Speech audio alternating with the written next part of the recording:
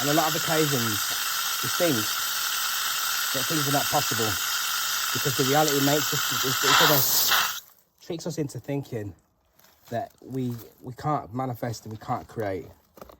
We can't, manipulate reality to bend it to suit our will, but we can do that. But the reason I'm showing this now is because it's with what I teach, with what I've been saying for many, many years now. The word out-of-body experience is a term that people recognise now, so I'll just call it that instead, right? And it's a scenario where we are, when we fall into this place, right? It is when you come out of the body, the emotional experience is far beyond anything that we could experience here. It's like the experience and the emotional experience of a supreme immortal being, recovering its memory, right? And actually self-realizing that it was coming outside of a simulated reality, which is what this is. It then means that once we're able to do that unconsciously, we're able to fully realize that this reality is malleable, which is what I've been saying for years. So what I say is this: as we accelerate through matter, when we accelerate as matter without spirit, we accelerate into a technocratic reality. We accelerate into that from the soul in conjunction with the spirit. We actually move back into. We actually step backwards. We actually step backwards, right? And we're not accelerating forward into matter, right? But we are moving backwards in reverse towards spirit and soul. Now, what that does is it moves us back towards freedom. What that then does, it moves us back towards what we perceive as being the old way. So when people always say, "Oh, it's old school," if you know about the word old school, people say, "Oh, this is old school music, old school this," and it always have this original feel to it of a more solid feel with more control and freedom to it. That's what that is. But we unconsciously define it as, "Oh, it's old school. Oh, he's old school, or they're old school. They do it in the old way," right? And this is not just what we teach, but it's what we lead by example, and we show that when you this for example is a classic example. So when I've moved now out into nature, right, and I've built and created this off-grid lifestyle and off-grid house that I've got, right? Now, because I always work with water, it has then, what the Great Mother has done, she has then now given me water. Because this water, because we're going back to the old way, is not connected to the mains water. It's running and connected to a well system that runs underground. And that water is pure water. It's pure water.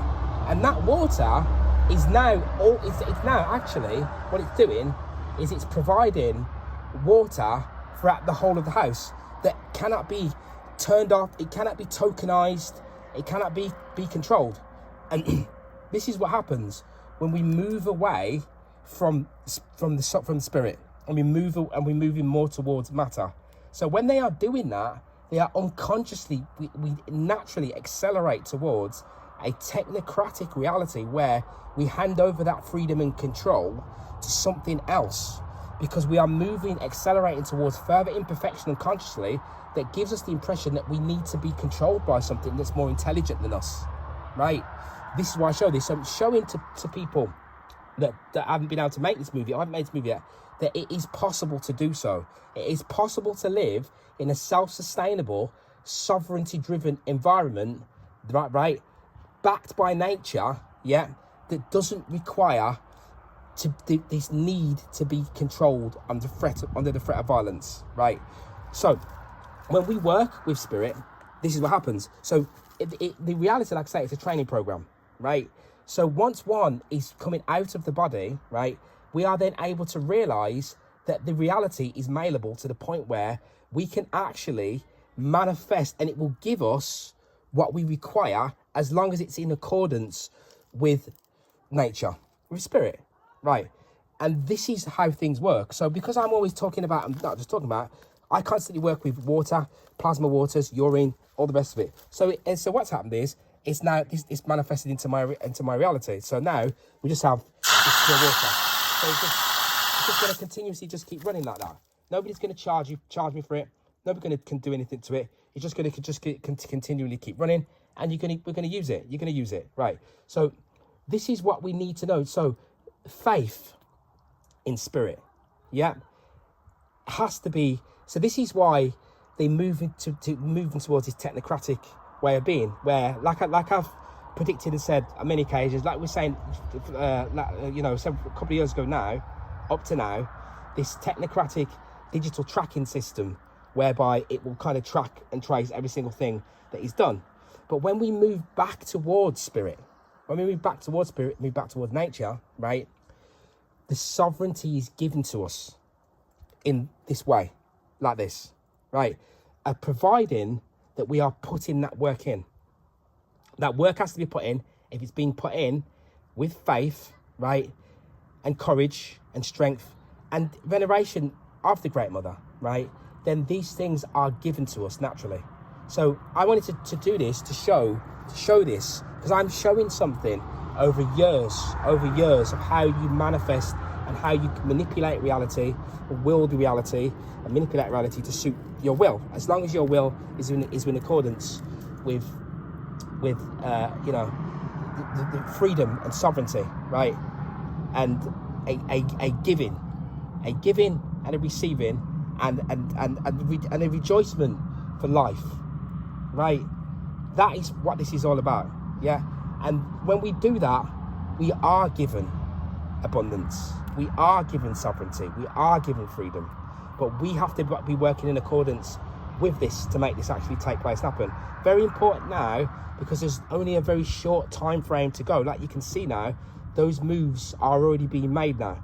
They're being made. And the reason it happens is because in this place, like I say, when you come out of a body, it's very emotional, because the moves are being made now. Anything that is bigger than something else, I had this thing with a mouse the other day, right? Anything that is bigger than something else automatically has the upper edge over it here. There's something wrong with this place, right? But outside of here, it's not like that. But inside of it, so when they create governments, they create an egregore that is bigger than you, and therefore the momentum is with that to chase you down under the threat of violence, right? And everything is telling you that you cannot get away from this thing, or it is there's no way possible you cannot survive without it. And it is not true, because look. The water's there running, and it doesn't stop. It's just going to continuously keep running. Nobody's going to pay for it. It's just going to continue to keep running. So we lead by example to show that it can be done. Peace and love.